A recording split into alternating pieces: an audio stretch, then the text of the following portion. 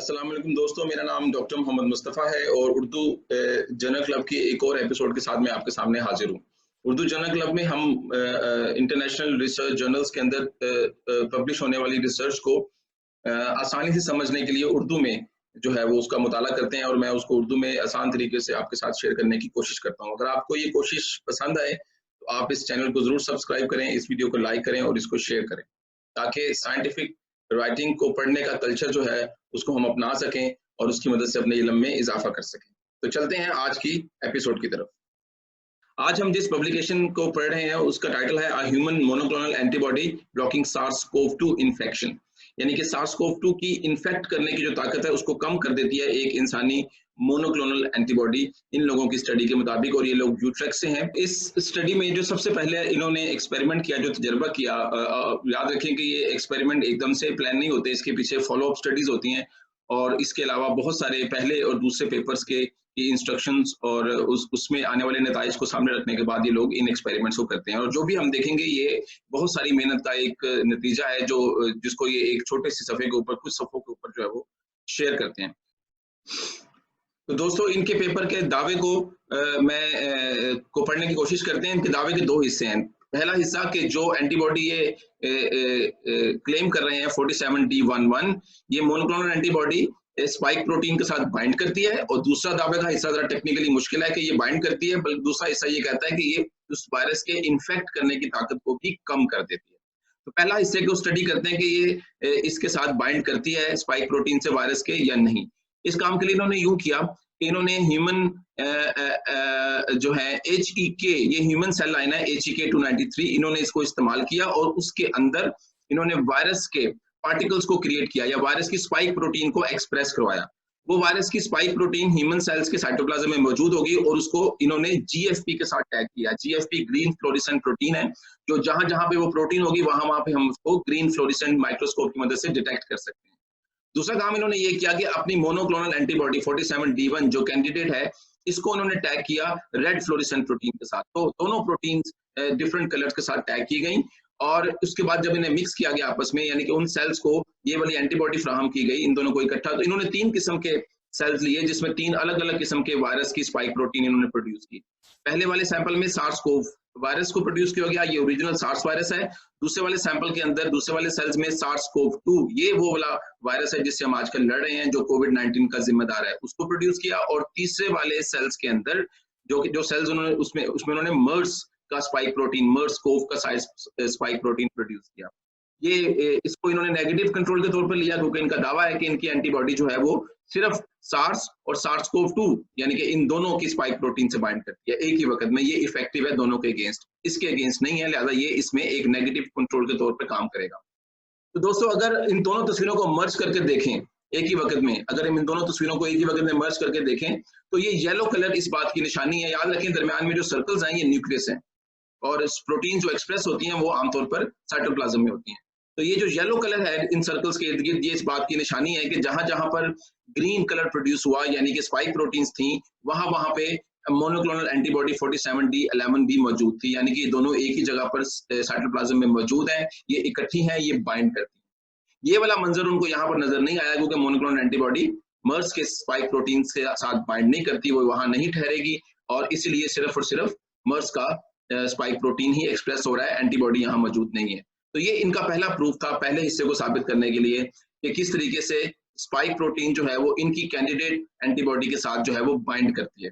अब अगला पोर्शन जो है वो जरा मुश्किल है, जिसमें हमें ये साबित करना है कि कैसे इस बाइंडिंग के नतीजे में इस वायरस के इन्फेक्ट करने की ताकत कम हो गई।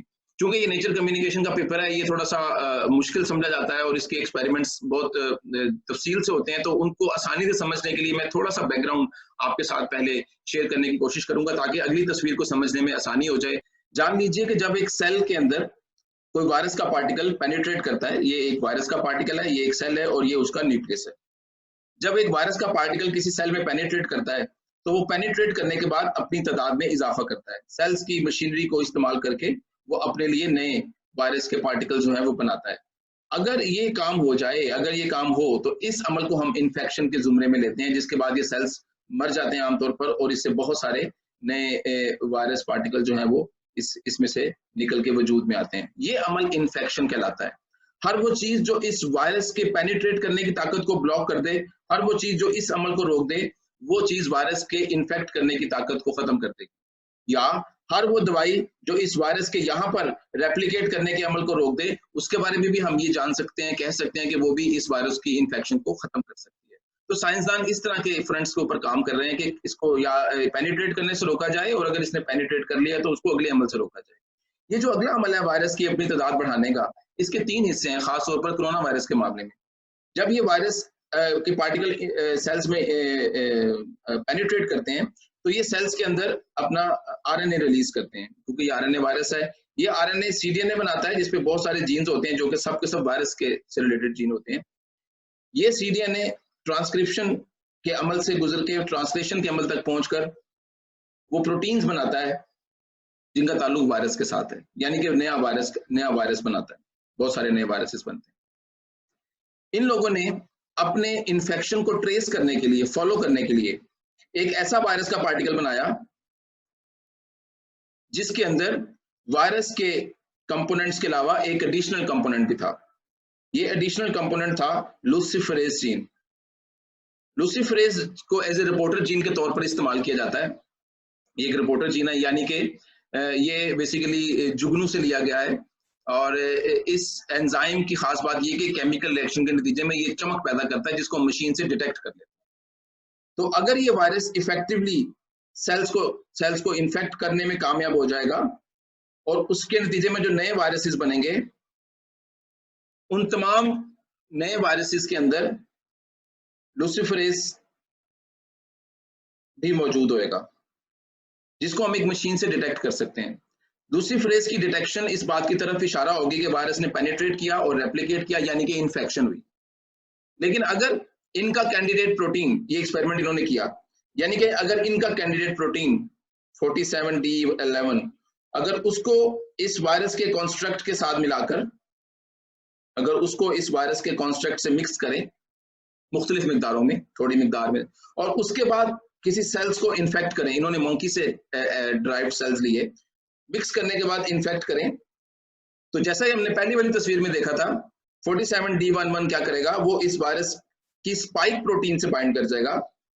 स्पाइक प्रोटीन से बाइंड करने के नतीजे में ये इसको इस काबिल नहीं बनाएगा, इस काबिल नहीं छोड़ेगा कि ये इस सेल को इफेक्टिवली इन्फेक्ट कर सके। लिहाजा नए वायरस के पार्टिकल्स वजूद में नहीं आएंगे।